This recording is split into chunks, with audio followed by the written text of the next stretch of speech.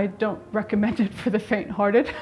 I'm rather stubborn. I always have been, which is what's helped me be a pianist, because being a pianist is also very, very difficult, and you have to stick with it through the ups and downs. I think politics is the same way. It's not easy sailing. You'll have lots of people around you who agree with you. You'll have probably even more who disagree with you. For me, it's being true to myself and reminding myself why I got into this.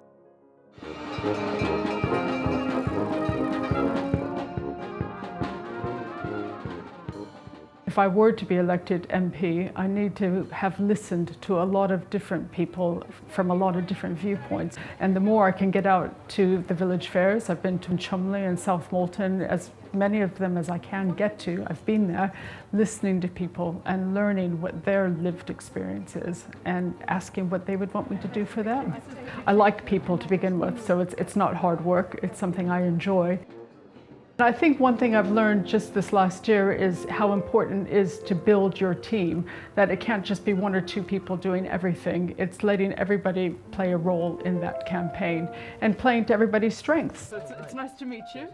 Yes, and I'm just here today to support Victoria. What I also really enjoy about local campaigning is supporting the candidates on the ground, because I remember a couple of years back I stood as a county council candidate, and I remember the support that I was given, and I really feel that I need to give back as well and support them on that journey. A lot of them haven't stood for public office before, and it's scary the first time you do it, when you put yourself out there and you realize that people will say anything to you on Twitter or Facebook, and that there's no holds bars as soon as you put yourself in the public firing line. So supporting my local candidates and being there for them is also part of what I think my role should be.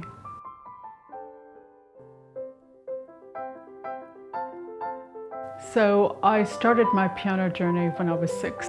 We couldn't afford to buy a piano, so my mother took out her accordion and she laid it on the dining room table, and she would pull the bellows back and forth while I practiced my 5-finger exercises. And that was my first 6 months of piano playing, was on the accordion keyboard. When I was 15, I ended up with a fantastic teacher, and I decided at that stage that I loved piano enough to try to do a music degree. A lot of people said to me at that stage, "Oh, you'll never be a pianist because you didn't have enough early on training." I basically ignored them. I loved music, so I went on and did my music degree, and then went on and did a master's. So it's that sort of resilience that has helped in my political career, that if I believe in something and if I'm determined to do it, I jolly well will do it. I grew up in a military household where we had very little. My dad worked really hard, so I know what it's like to be on a tight budget, and that makes me want even more to fight for a world where all children can have opportunities and everybody can have the chance to live their dream and to pursue their talents. Just last year I read a book of the history of Liberal politicians, and I found it really inspiring to read about Gladstone's work, to read about Beveridge and fighting the 5 evils of society, evils that we still fight today when we fight poverty and when we try to work for everybody having access to healthcare and such. That sort of social justice side of things really does motivate me to make the world a better place for everybody. So the heritage, it's a wonderful heritage. So if I can somehow become a good constituency MP and help and do those little things, as well as perhaps change some bigger policies, I think I might have made a difference, and yes, I might be part of history.